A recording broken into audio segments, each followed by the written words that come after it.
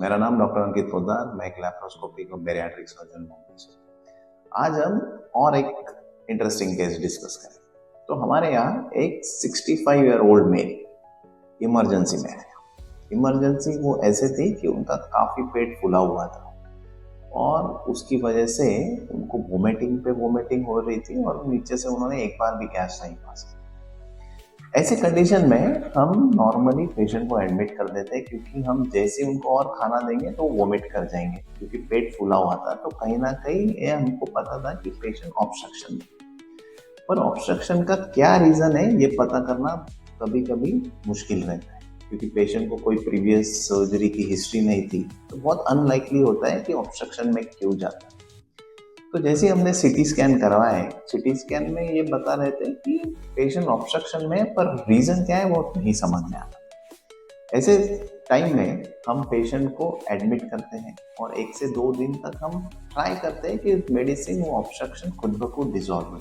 Obstruction in the sense कि जो आंतड़ी है वो मूवमेंट नहीं कर रही और जो खाना जाना चाहिए आंतड़ी के थ्रू वो कहीं ना कहीं ब्लॉक हो गई।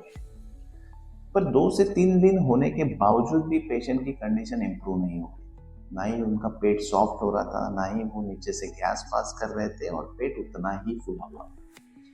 ऐसे कंडीशन में हमको सर्जरी के लिए लेना ही पड़ा, क्योंकि हम कितने दिनों तक उनको बिना खाए पिए रख सकते हैं, क्योंकि बॉडी को न्यूट्रिशन की भी जरूरत है। तो जब हम दूरबीन के माध्यम से अंदर गए तब हमारे लिए भी एक सरप्राइज था। ये बहुत रेयर कंडीशन मानी जाती। ये पेशेंट को इंटरनल हर्निया था, मतलब कि ये इस चीज को हम पैराड्यूडिनल हर्निया, मतलब कि अपनी ही आंतड़ी के बीच में से एक जगह बन के सारी आंतड़ी उसके अंदर फंस गई। आप इस वीडियो में देखोगे कि किस तरीके से जहाँ पे आंतड़ी फंसी हुई है वहां से जो उसकी पहले की आंतड़ी वो एकदम फुली हुई है और उसके बाद वाली आंतड़ी पूरी चिपकी हुई है, मतलब कि नॉर्मल है। तो जैसे कि ये नॉर्मल, ये जो कंडीशन है इसे लैप्रोस्कोपिकली हैंडल करना बहुत बार डिफिकल्टी भी हो सकती है, क्योंकि वो हर्निया में से वो पूरी आंतड़ी को बाहर निकालने के टाइम पे कभी कभी इंटेस्टाइन फट भी सकता है।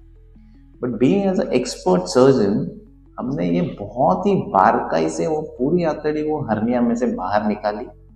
अब आप देख सकते हो कि जैसे ये पूरी बाहर निकलती है तो पूरा रास्ता ओपन हो गया है।